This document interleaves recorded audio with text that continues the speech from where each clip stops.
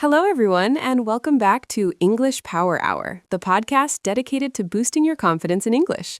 I'm your host, Alice. And I'm Bob, your guide to clearer communication. Today, we are tackling a topic that causes a lot of stress for English learners worldwide, talking about your job search. Whether you are actively looking or just networking, you need the right words. Absolutely, Alice. The job search can feel like a secret language. My goal today is to translate that language into simple, confident English. That sounds fantastic, Bob. Let's start right at the beginning. If someone asks, "What are you up to these days?" how should a job seeker respond? That's the classic opener. You want to be honest but positive. Instead of just saying, "I don't have a job," use clear action verbs. You could say, "I am currently exploring new career opportunities in marketing," or simply, "I am actively searching for my next role." Actively searching sounds much better than unemployed. What's the key vocabulary here? The key phrase is actively seeking or exploring opportunities. Another useful term is on the job market. Think of the job market like a physical marketplace. You are currently visiting the stalls looking for the best product, which is your next job. I like that analogy. Now, let's talk about what you are looking for. How do you describe the type of job you want? This is where specificity helps. Don't just say, "I want a good job." Be precise. Use nouns related to your field. If you were a teacher, you would say, "I am looking for a full-time teaching position at the secondary level." What if someone is changing careers? That can be tricky. That's a great point. If you are transitioning, you need to bridge the gap. You can say, "I am leveraging my experience in customer service to transition into a project management role."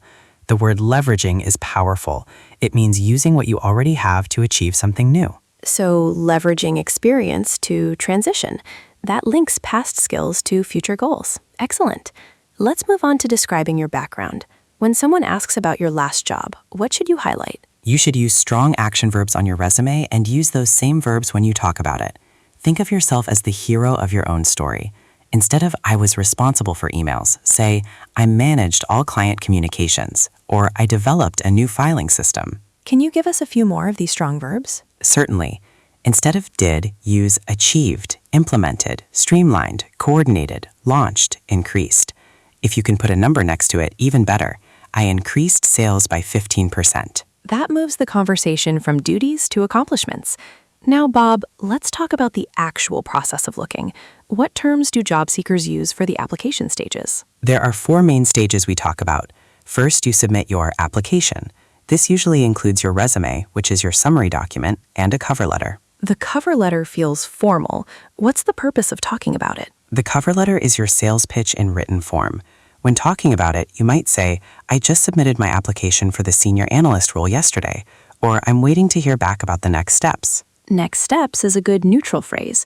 What happens after submission? After submission, you hope to get an interview. This could be a phone screening, a video interview, or an in-person interview. If you have one coming up, you might say, "I have an interview scheduled for Tuesday morning." And if things go well? Then you receive an offer. If you get the offer, you might be negotiating the salary or reviewing the benefits package. If you don't get it, you might say, "They decided to move forward with other candidates." That's a polite way of saying you didn't get the job. That phrase, "move forward with other candidates," is much softer than "they rejected me." Let's touch upon networking. How do you talk about meeting people to find jobs? Networking is crucial. We often use the word connect. You might tell a friend, "I'm trying to connect with people working at company X."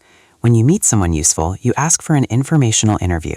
What is an informational interview? Is it a job interview? Not at all. It's a conversation, usually 15 to 20 minutes, where you ask them for advice about their industry or company. You are seeking information, not a job directly. You could say, "I'd love to buy you coffee sometime to learn more about how your department operates." That takes the pressure off. It feels more like learning than asking for a favor. Bob, what about when you are between jobs? How do you handle that gap on your timeline? This is a common concern. If the gap is short, you might not even mention it unless asked. If it's longer, focus on what you did during that time. Use phrases like, "I took some time to upskill," or "I was focused on professional development." Upskill means learning new professional skills, right? Exactly. For example, "I spent the last 3 months upskilling in data visualization software." It shows you are productive, not idle. This has been incredibly helpful. Before we wrap up, what is one piece of advice for building confidence when talking about the job search in English? My main piece of advice is practice explaining your narrative.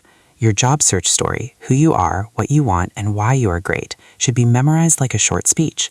Practice it until it feels natural. Record yourself talking about it. So, practice your elevator pitch, that quick summary of who you are. Precisely.